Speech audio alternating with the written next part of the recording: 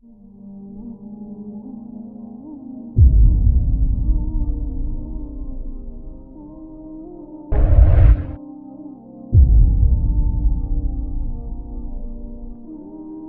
نے تلوار کی دھاروں کے نیچے بھی سر جھکانا ہے، اور ہم نے تڑپتے جسموں کے ساتھ بھی سجدہ کرنا ہے، اور ہم نے زخمی جسموں کے ساتھ بھی اللہ کے سامنے رکوع کرنا ہے، اور ہم نے خون آلود جسموں کے ساتھ بھی رب کے سامنے کھڑے ہو کے آنے والی نسلوں کو پیغام دینا ہے کہ نماز وہ ہے جسے اس وقت میں بھی نہیں چھوڑا جا سکتا،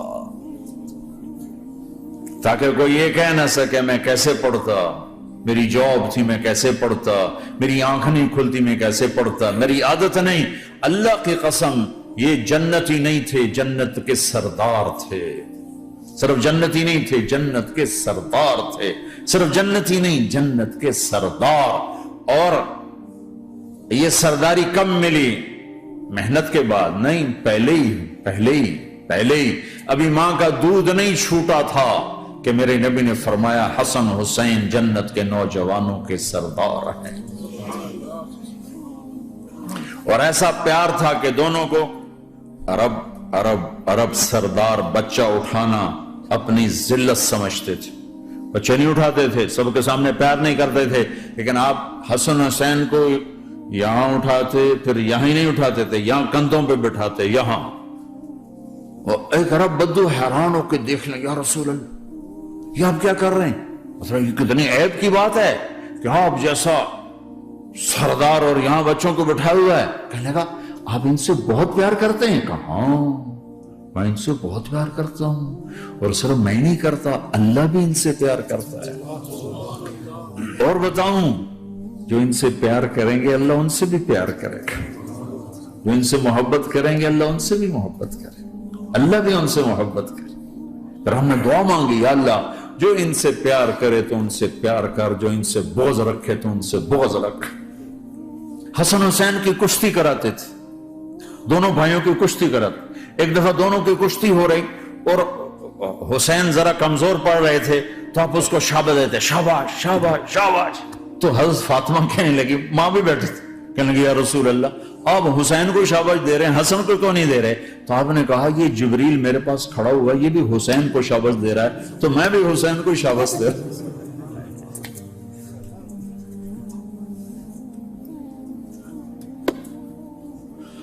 ایسی ہستیاں، لیکن ایک سبق ہے، یہ ہونا چاہیے تھا تاکہ امت کو پتہ چلے کہ دین کتنی قیمتی چیز ہے۔ اور یہ اللہ بڑا غفور اور رحیم ہے، میں نہ ہمیں ڈرایا کرو۔ ہاں اللہ بڑا غفور اور رحیم ہے، لیکن اس کا کوئی عدل بھی ہے۔ رات کا شراب پینے والا اور رات کو مصلی پہ رونے والا برابر ہو جائیں گے تو پھر یزید حسین کو ایک ہی جگہ بٹھا دو، پھر کربلاؤں کے لیے رونا چھوڑ دو۔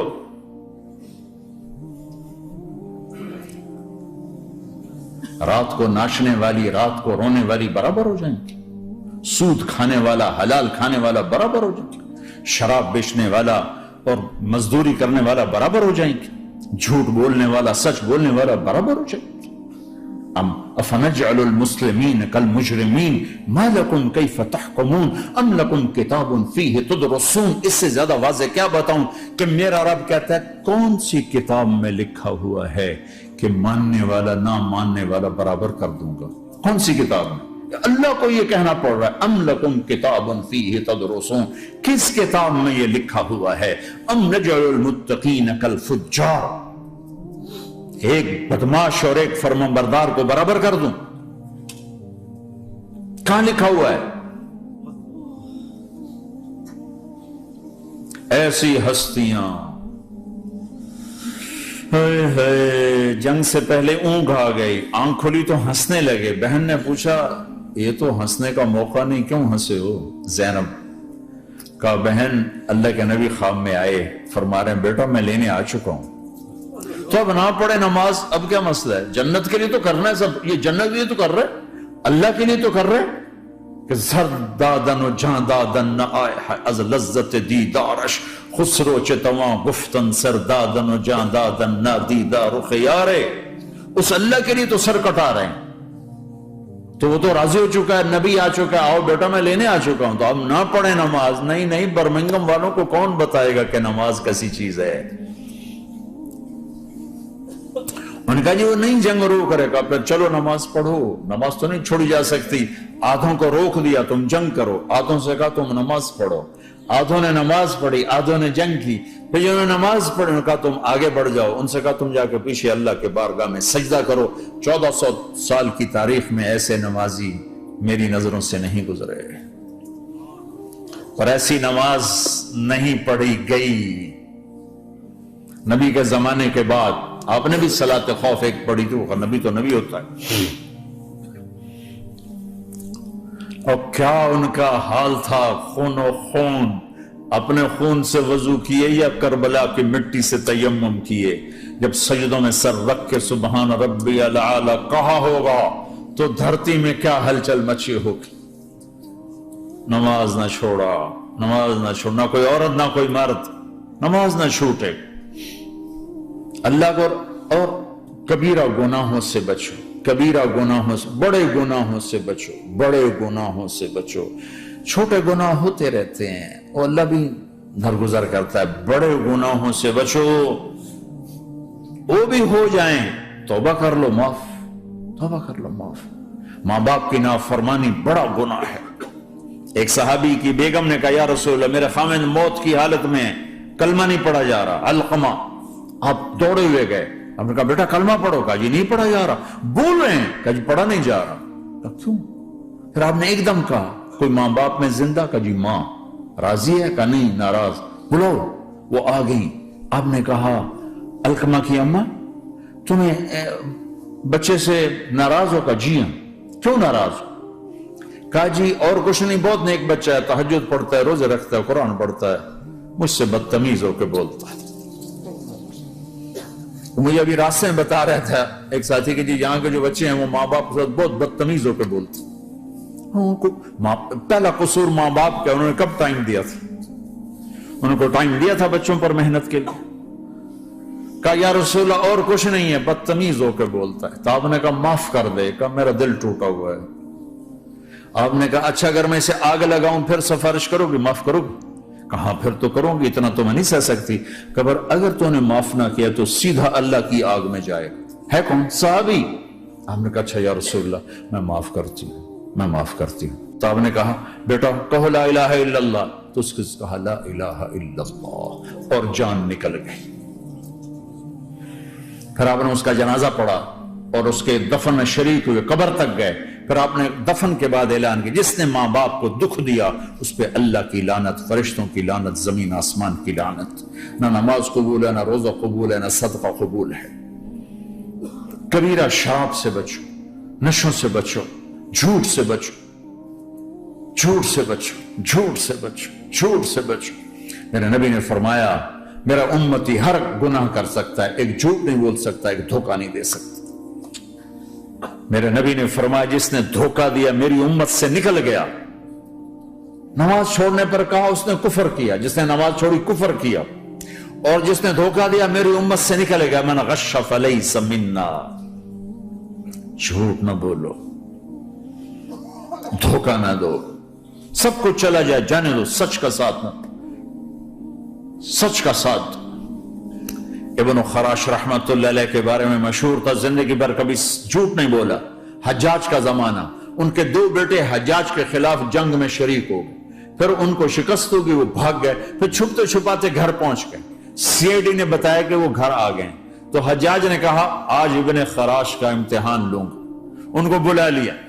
کہنے لگا ابن خراش وہ تیرے 2 بیٹے ہمارے خلاف جنگ میں شریک ہوئے تھے, وہ پہ بھاگ گئے تھے, ان کی کوئی خبر ہے کہاں ہے؟ تو انہوں نے مسکرا کر فرمایا کہ حجاج زندگی موت تو اللہ کے ہاتھ میں, گھر آ چکے ہیں, گھر میں ہیں, ابھی نہیں چھوڑ کے آیا ہوں. تو حجاج نے کہا تیرے سچ پر تیرے بیٹے تجھے ہدیہ کرتا ہوں. اگر تو جھوٹ بولتا تیرا سر بھی اڑا دیتا, تیرے بچوں کا سر بھی اڑا دیتا. تیرے سچ پہ تجھے تیرے بیٹے تحفہ دیتے. مسلمان جھوٹ نہیں بولتا. چند پاؤنڈ کی خاطر تم کاغذات میں ہیرا پھیری کرو. ڈرو اس دن سے جس دن اللہ کے سامنے کھڑا ہونا ہے. ایک دفعہ सहारनपुर में झगड़ा हो गया, एक जगह थी हिंदुओं की, मुसलमानों ने कब्जा किया हुआ था, तो हिंदुओं ने केस कर दिया, अंग्रेज का जमाना था, अदालत, वो मस्जिद बनाना चाहते थे, हिंदू मंदिर बनाना चाहते थे, तो दोनों तरफ बात तपी हुई। तो आखिर वो जज ने कहा, भाई कोई ऐसा आदमी है, हिंदुओं से कहा, जो गवाही दे दे तो उसकी गवाही तुम कबूल कर लोगे, और मुसलमानों से भी पूछा, तो हिंदुओं ने कहा जी हां, मुफ्ती मुजफ्फर हुसैन साहब अगर गवाही दे दें कि जमीन मुसलमानों की है तो हम दे देंगे। तो मुसलमान बड़े खुश हो गए, मुफ्ती मुजफ्फर तो आखिर आप मुसलमान है तो हमारे हक में गवाही देगा, था उनका कब्जा नाजायज। तो जब वो अदालत में तशरीफ लाया, मुसलमान बड़े इत्मीनान का, हम जनाब साढ़े हक के फैसला होने, क्योंकि आजकल सिर्फ सच को कौन देखता है। तो अंग्रेज जज ने पूछा, हां जी मुफ्ती साहब आप क्या कहते हैं? फरमाने लगे, देखो जज साहब, ये जमीन हिंदुओं की है और मुसलमानों ने कब्जा किया हुआ है। तो मुसलमानों ने गालियां निकालनी शुरू, वो यहूदियों वाला बन गया ना, गालियां निकालनी शुरू कर दी। तो अंग्रेज जज ने कहा, आज मुसलमान हार गए और इस्लाम जीत गया। आज मुसलमान हार गए और इस्लाम जीत गया। अपनी हार मान के इस्लाम को जिताते, सच बोल के इस्लाम को जिताते, झूठ के साथी न बनो, सच के साथी। झूठ के कागज बनाकर कोई बेनिफिट हासिल न करो। मैं न्यूजीलैंड गया, मैं हैरान हो गया, एक हफ्ता में रहा, डिप्रेशन का शिकार रहा कि मुझे बताया गया कि पूरे न्यूजीलैंड में एक आदमी झूठ नहीं बोलता सिवाय पाकिस्तानियों के, बंगालियों के और इंडियन। जो बंगाली, जो पाकिस्तानी, जो इंडियन पहुंचे, ये झूठ बोलते हैं, हेरा फेरी करते हैं, इनमें एक आदमी झूठ नहीं बोलता।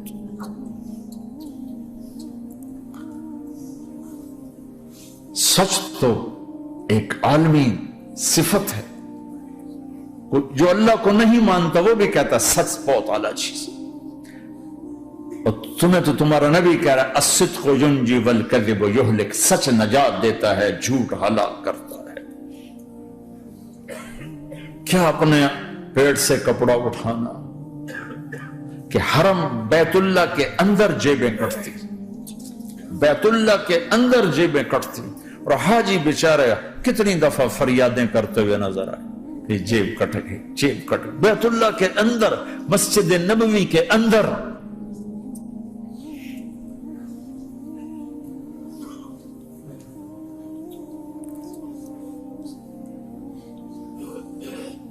सवाल ऐसे नहीं आता, 3 काम जो करेगा कभी इज्जत ना देखेगा, 3 काम जो करेगा कभी इज्जत ना देखेगा, 3 काम जो करेगा कभी इज्जत ना देखेगा, और 3 काम जो करेगा कभी जिल्लत ना देखेगा, 3 काम जो करेगा कभी जिल्लत ना देखेगा, 3 काम जो करेगा कभी जिल्लत ना देखेगा।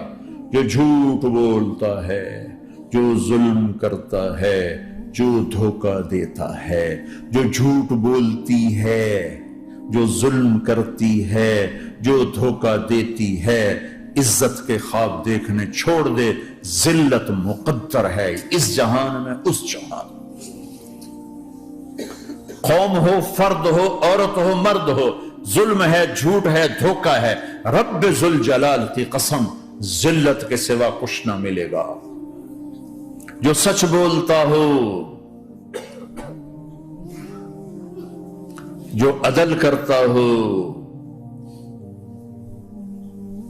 जो दयानतदार हो, उसके लिए इज्जत मुकद्दर हो गई, हो गई, हो गई। सच एक फर्द में है, अदल एक फर्द में है, दयानत एक फर्द में है या एक कौम में है, इन्हें इज्जत देना यकीनी हो गया। मेरा अल्लाह इन्हें दे के रहेगा, चाहे वो अल्लाह को मानते हैं चाहे अल्लाह का इनकार करते हैं। आगे आखिरत का मसला अलग है। यहां कौम, फर्द, कबीला کوئی مذہب پتھر کا پجاری، آگ کا پجاری سچ بولتا ہے، ظلم نہیں کرتا، دیانتدار ہے، اللہ کی قسم اللہ اسے عزت کی زندگی دے گا۔ رات کا تہجد گزار، دن کا روزے دار کہیں ظلم کرتا ہے، کہیں جھوٹ بولتا ہے، کہیں دھوکہ دیتا ہے، ذلت اس کے ماتھے پہ لکھ دی جائے گی، اور موت کے بعد کی ذلت بھی ساتھ اٹھے گی۔